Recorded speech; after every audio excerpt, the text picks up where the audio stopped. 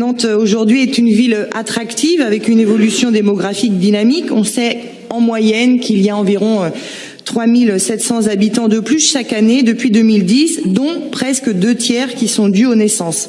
Alors oui, nous sommes très heureux de constater que les Nantaises et les Nantais sont amoureux, mais pour nous, garants de la collectivité, on doit surtout accueillir presque 300 enfants supplémentaires à l'école chaque année. Alors on l'a vu avec le programme et la création des 140 classes d'ici 2022, c'est un travail d'arrache-pied et on voit ici avec ces délibérations qu'effectivement nous anticipons ces arrivées. Implanter une école dans un quartier, c'est pas du tout anodin. L'école, évidemment, c'est le premier service public de proximité. C'est aussi le premier espace de sociabilité, premier espace de citoyenneté de l'enfant, et c'est effectivement le lieu de son avenir pour devenir adulte. La manière dont on conçoit une école, c'est effectivement le reflet que l'on veut donner à notre société, mais aussi à notre territoire tout entier.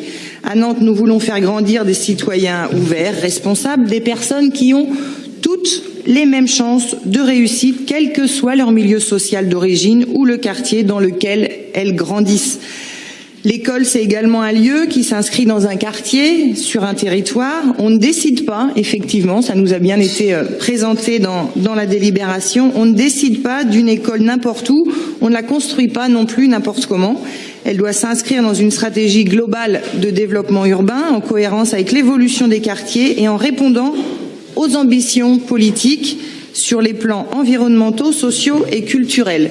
On l'a vu également, d'abord sur le projet éducatif, avec une conception de l'éducation qui va bien au-delà des temps scolaires au sens strict du terme. En effet, l'illustration est que la création d'espaces mutualisés dédiés à l'accueil des loisirs et au temps périscolaire et extrascolaire. Ce sera ensuite aux équipes éducatives de faire vivre ces espaces. Sur les bâtiments eux-mêmes, nous ne pouvons que être fiers et ravis que les ambitions en termes de sobriété énergétique et de responsabilité environnementale répondent aujourd'hui aux ambitions des nouvelles constructions, avec le BEPOS, les bâtiments à énergie positive, et bien sûr la question des matériaux biosourcés.